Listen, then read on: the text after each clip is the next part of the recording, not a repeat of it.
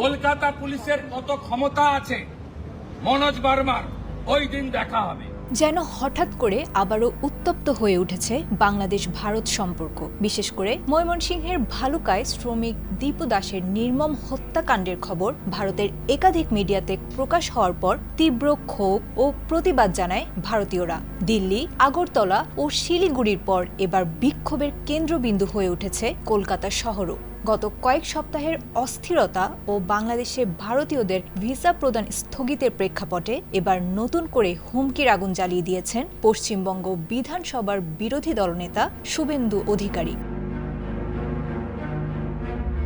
শুক্রবার বিকেলে কলকাতায় বাংলাদেশ উপহাইকমিশনারের সাথে শ্বাসরুদ্ধকর বৈঠকের পর এক উস্কানিমূলক হুঁশিয়ারি দেন এই বিজেপি নেতা। শুভেন্দু ঘোষণা করেছেন, বাংলাদেশের হিন্দুদের ওপর কথিত নির্যাতন বন্ধ না হলে আগামী জানুয়ারিতে গঙ্গাসাগর মেলা শেষ হওয়ার পর তিনি 5 লাখ হিন্দু সাধু ও নাগা সন্ন্যাসীদের নিয়ে ঘেরাও করবেন উপহাইকমিশন। তিনি সাফ জানিয়ে দিয়েছেন, পুলিশের দেয়া কোনো ব্যারিকেড বা নিরাপত্তা বলয়ও সেদিন আটকাতে পারবে না তার সমর্থকদের। শুক্রবার এমন খবর প্রকাশ করে ভারতীয় সংবাদ মাধ্যম আনন্দবাজার পত্রিকা।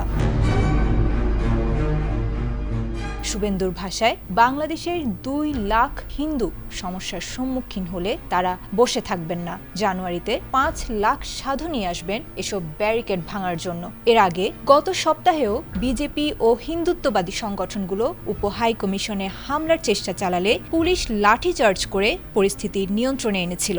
সেই ঘটনার রেশ ধরে এবার আরও বড় সমাবেশের ডাক দিলেন তিনি।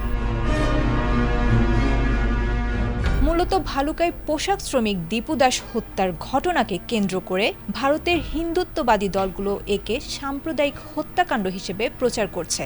যদিও বাংলাদেশ পুলিশ জানিয়েছে এটি একটি অভ্যন্তরীণ ব্যবসায়িক দ্বন্দ্বের ফল। এ ঘটনায় ইতোমধ্যে 10 জনকে গ্রেপ্তার করা হয়েছে বলে উপহাইকমিশন থেকে জানানো হয়েছে। আন্তর্জাতিক আইন ও ভিয়েনা কনভেনশন অনুযায়ী যে কোনো দেশের কূটনৈতিক মিশনের নিরাপত্তা নিশ্চিত করা স্বাগতিক দেশের দায়িত্ব।